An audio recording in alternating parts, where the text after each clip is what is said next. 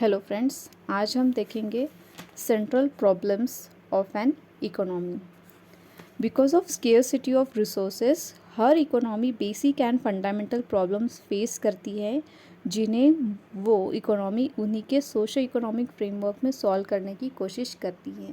तो कौन कौन से प्रॉब्लम्स जो सेंट्रल प्रॉब्लम्स होते हैं इकोनॉमी को सॉल्व करने की कोशिश करती है इकोनॉमी, वो होते हैं what to produce, how to produce, for whom to produce, problem of growth, choices between public and private goods and the problem of merit goods।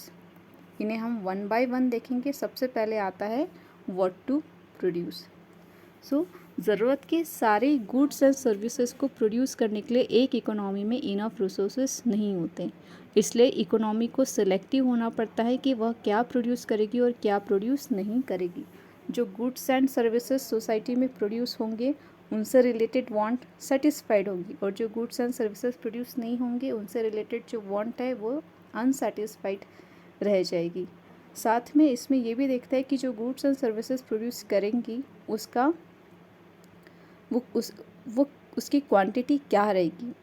ये इसलिए ज़रूरी होता है कि जो प्रोडक्टिव रिसोर्सेज होते हैं, प्रोडक्टिव रिसोर्सेज जो होते हैं वो उसके अल्टरनेटिव यूजेस होता है, इसलिए प्रोडक्टिव रिसोर्सेज का प्रॉपर एलोकेशन भी ज़रूरी होता है। फॉर एग्ज़ाम्पल हम देखते हैं कि जैसे कि हमारे पास है कॉटन, हमारे पास कॉटन है। अभी कॉटन का इस्तेमाल हम काफ़ी सारे गुड्स प्रोड्यूस करने में कर सकते हैं। फॉर एग्ज़ाम्पल है शर्ट्स है, कॉटन्स है, पैंट्स है और भी काफ़ी सारी चीज़ें। बट अगर हमने कॉटन का इस्तेमाल, सपोज़ हमने 50% कॉटन का इस्तेमाल सिर्फ शर्ट प्रोड्यूस करने में कर दिया, तो बाकी के जो चीज़ें प्रोड्यूस करनी थी है हमें कॉटन, पैंट्स और भी बाकी के गुड्स, तो उसके लिए हमारे पास बचेगा कितना, 55%। इसलिए जो प्रोडक्टिव रिसोर्स होते हैं उसका प्रॉपर एलोकेशन होना भी बहुत ज़रूरी होता है। इसलिए हमें ये भी डिटरमाइन करना पड़ता है कि हम जो गुड्स प्रोड्यूस कर रहे हैं उसका क्वांटिटी क्या रहेगा। नेक्स्ट होता है how to produce. Next problem है हाउ टू प्रोड्यूस, ठीक है। इसमें हम देखते हैं detail allocation of productive resources. जो भी हम गुड प्रोड्यूस करेंगे वो गुड प्रोड्यूस करने के लिए हमें इनपुट फैक्टर्स की ज़रूरत होती है। इनपुट फैक्टर्स में आता है हमारे लैंड, कैपिटल, लेबर एक्सेट्रा, ऐसे कई सारे इनपुट्स हमें यूज़ करने होते हैं। तो हाउ टू प्रोड्यूस में हमें इस बात का ध्यान रखना होता है कि जो गुड्स हम प्रोड्यूस कर रहे हैं उसमें इन इनपुट्स का एग्जैक्ट प्रपोर्शन क्या रहने वाला है। एग्जैक्ट प्रपोर्शन को डिटरमाइन करना मतलब ही हम ये डिटरमाइन करने की कोशिश कर रहे हैं कि हमारा टेक्निक ऑफ प्रोडक्शन क्या रहेंगी, ठीक है। तो टेक्निक ऑफ प्रोडक्शन में दो तरह के टेक्निक्स होते हैं। अगर हम लेबर ज़्यादा इस्तेमाल कर रहे हैं कैपिटल से तो हमारी टेक्निक हो जाएंगी लेबर इंटेंसिव टेक्निक। अगर हम कैपिटल ज़्यादा यूज़ कर रहे हैं लेबर से तो हमारी जो प्रोडक्शन की टेक्निक हो जाएंगी वो हो जाएगी कैपिटल इंटेंसिव टेक्निक। साथ ही जो प्रोड्यूसर होता है उसको ये बात का ध्यान रखना होता है कि जो इनपुट्स वो यूज़ कर रहा है उन इनपुट्स का प्राइस क्या है और उनकी एफिशिएंसी क्या है, ये भी उसे कंसिडर करने की ज़रूरत होती है। क्यों? ताकि वो उस गुड्स को एफिशिएंटली प्रोड्यूस कर सके, इस तरह से प्रोड्यूस कर सके कि उसका जो कॉस्ट है वो मिनिमम रहे और उसका जो आउटपुट है वो मैक्सिमम रहे। Next is for whom to produce, ठीक है। जो भी सोसाइटी में गुड्स एंड सर्विसेज प्रोड्यूस किए जाते हैं वो गुड्स एंड प्रोड्यूसेस जो है वो उस सोसाइटी के लोगों के लिए प्रोड्यूस किए जाते हैं। अब सोसाइटी में इंडिविजुअल्स होती है और हाउस होल्ड्स भी होते हैं, तो इसमें ये भी डिटरमाइन करने की ज़रूरत होती है कि किस इंडिविजुअल्स और हाउस होल्ड का क्या प्रपोर्शन उसमें रहेगा। फॉर एग्ज़ाम्पल कि जैसे सोसाइटी में जो है वो पुअर लोग भी होते हैं, रीच लोग भी होते हैं। अगर कोई गुड्स एंड सर्विसेज रीच लोगों को ध्यान में रख के प्रोड्यूस किए जा रही है तो उसकी जो डिमांड है वो रीच लोगों में ही ज़्यादा रहेंगी, पुअर लोगों में उसकी डिमांड कम रहेंगी। और जो गुड्स एंड सर्विसेज जो है वो पुअर लोगों के नीड को ध्यान में रखकर अगर प्रोड्यूस की जा रही है तो उसकी डिमांड पुअर लोगों में ही ज़्यादा रहेगी, रीच लोगों में नहीं रहेंगी। तो इसलिए हमें ज़रूरी होता है कि हम उनका शेयर और उनका क्वांटिटी क्या रहेगा जो गुड्स एंड सर्विसेज प्रोड्यूस कर रहे हैं, ये भी डिटरमाइन करने की ज़रूरत होती है। नेक्स्ट है problem of growth. Problem of growth, जो भी इनकम गुड्स प्रोड्यूस होते हैं, गुड प्रोड्यूस होने के बाद वो कंज्यूम भी किए जाते हैं, तो इसमें कुछ इनकम जनरेट होता है एक इकोनॉमी में। अब वो जो इनकम जनरेट होता है, उस इनकम को दो तरीके से यूज़ किया जा सकता है। पहला तो है कि सेविंग कर सकते हैं, और दूसरा है कंजप्शन एक्सपेंडिचर, कि हमने वो सारी इनकम को सिर्फ हमने जो कंज्यूम करने में ही उसको खर्च कर दिया। तो अगर हमारा कंजम्पशन अगर ज़्यादा रहेगा तो हमारे पास इन्वेस्ट करने के लिए कम इनकम रहेगा। अगर हमारा इन्वेस्टमेंट कम होगा तो हमारा जो कैपिटल फॉर्मेशन जो है वो कम रहेगा।